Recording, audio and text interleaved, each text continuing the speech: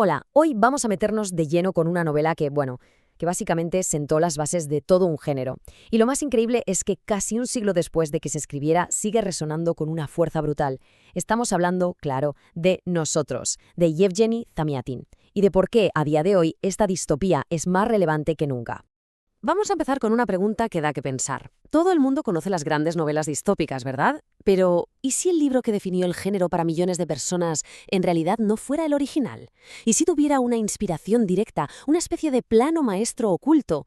Pues aquí está la respuesta. El mismísimo George Orwell reconoció que su famosísima novela 1984 se inspiró y mucho en Nosotros, una obra escrita por el ruso Yevgeny Zamyatin casi 25 años antes. O sea que Nosotros no es solo una novela más, es que es el molde, es el prototipo sobre el que se construyeron muchísimas de las distopías que conocemos hoy.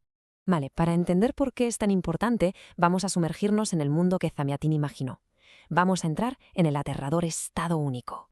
A ver, imaginemos una sociedad futura donde el objetivo no es la felicidad, sino la organización perfecta, matemática, uniforme. Un sistema donde el colectivo, ese nosotros, ha aplastado por completo al individuo, al yo. La vida aquí es que es una auténtica pesadilla de control. La gente no tiene nombres, ¿eh? Son solo números. Viven en casas de cristal, así que imagínate, vigilados constantemente por los llamados guardianes. Absolutamente todo, cada aspecto de la vida está regulado hasta el extremo. Se elimina cualquier posibilidad de privacidad, de tener un pensamiento propio. Es, en resumen, la anulación total del individuo. Pero claro, dentro de esta sociedad tan rígida, tan perfecta en apariencia, Zamyatin introduce un conflicto eterno: la lógica fría del sistema contra el caos del alma humana. Nuestro protagonista es D503, un producto perfecto del sistema. Es un ingeniero brillante, un matemático que cree a pies juntillas en la lógica que gobierna su mundo. Para él, la falta de libertad no es un problema, al contrario, es la solución a todo. Y entonces, de repente, aparece ella, I-330. Es todo lo que el Estado único ha intentado borrar del mapa. Es impredecible, es pasional, es rebelde. Ella representa la libertad, el deseo, la individualidad. Vamos, todo lo que nos hace humanos y que, por supuesto, es un peligro mortal para el sistema.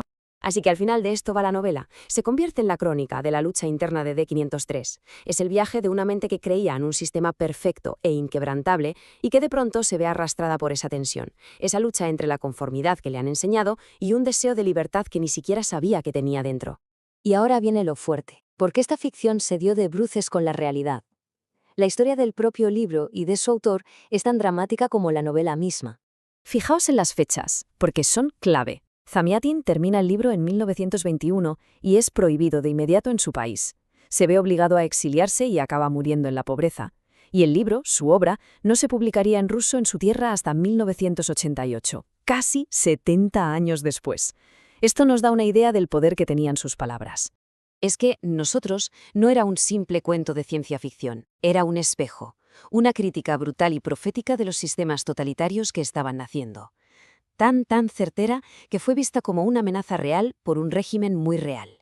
Y todo esto nos lleva a la pregunta del millón. ¿Cuál es el legado de esta novela? ¿Por qué, un siglo después, deberíamos seguir leyéndola y hablando de ella? Pues para empezar, por su valor histórico. Como bien dice el análisis, es una de las primerísimas y más influyentes distopías que se han escrito. Marcó un antes y un después, creando, por así decirlo, el lenguaje literario para hablar de los peligros del poder absoluto. Pero es que su relevancia va mucho más allá. Pensemos en los temas: la vigilancia constante, la deshumanización, la anulación de la individualidad, el control del pensamiento. Zamyatin no solo escribió una historia, es que se anticipó a las grandes preocupaciones que definirían el siglo XX y que, ojo, siguen muy presentes en el XXI. Y aquí está el dato que lo pone todo en perspectiva. Ha pasado más de un siglo desde que Zamyatin lanzó estas advertencias. 100 años. Y sin embargo, esos temas de los que hablaba podrían ser perfectamente los titulares de un periódico de hoy. Y esto, claro, nos deja con una reflexión final que es para pensárselo. Zamyatin imaginó unos muros de cristal literales para simbolizar esa vigilancia total.